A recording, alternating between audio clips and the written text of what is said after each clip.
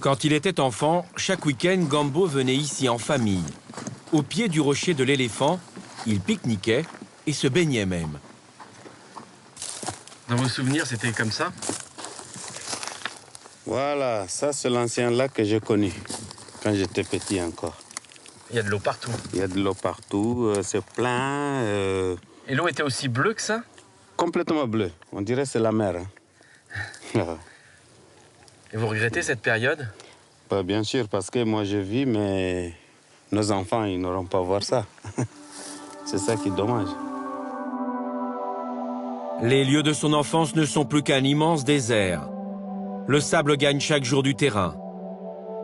Il faut faire des dizaines de kilomètres pour retrouver les bords du lac Tchad. Vu du ciel, l'image est trompeuse. Le lac Tchad n'est que l'ombre de lui-même. En moins de 50 ans, le manque de pluie et les multiples sécheresses ont largement réduit cette mer nourricière. De 25 000 à moins de 5 000 km² aujourd'hui. Le père Thomas Baka habite sur l'île de Fitine, un bout de terre apparu en 1987. Chaque jour, avec la baisse du niveau du lac, le pasteur voit la situation se dégrader.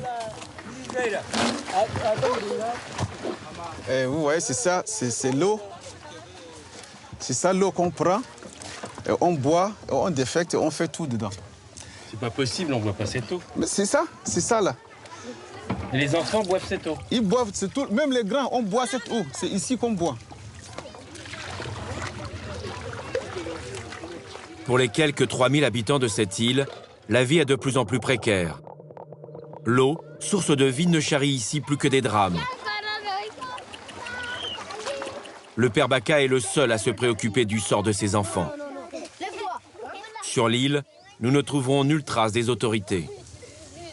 Tout ce que vous voyez là, si on apporte ici un appareil pour faire des examens, vous allez voir que peut-être que 90% ou 99% de ces enfants sont malades. Et ils vont partir un jour de cette île? Oui. Moi, j'ai toujours dit que l'eau est en train de partir. Le poisson va et les personnes aussi vont partir. C'est le danger, c'est la mort qui va les prendre. Ils vont mourir? Ils vont mourir. Autour, la vie est aussi dramatique. Plus le lac rétrécit, plus le niveau baisse et moins il y a de poissons. Une catastrophe pour cette population qui vit essentiellement de la pêche. La vie a carrément changé, parce qu'au milieu du fleuve, il n'y a rien. La nuit, on pose les filets et on ne trouve rien. Le matin, on sort les filets, il n'y a rien. Alors, on fait quoi? Partagé entre le Niger, le Nigeria, le Cameroun et le Tchad, le lac fait vivre ou plutôt survivre pas moins de 20 millions de personnes. Mais jusqu'à quand? Des spécialistes estiment que le lac pourrait disparaître avant 2050.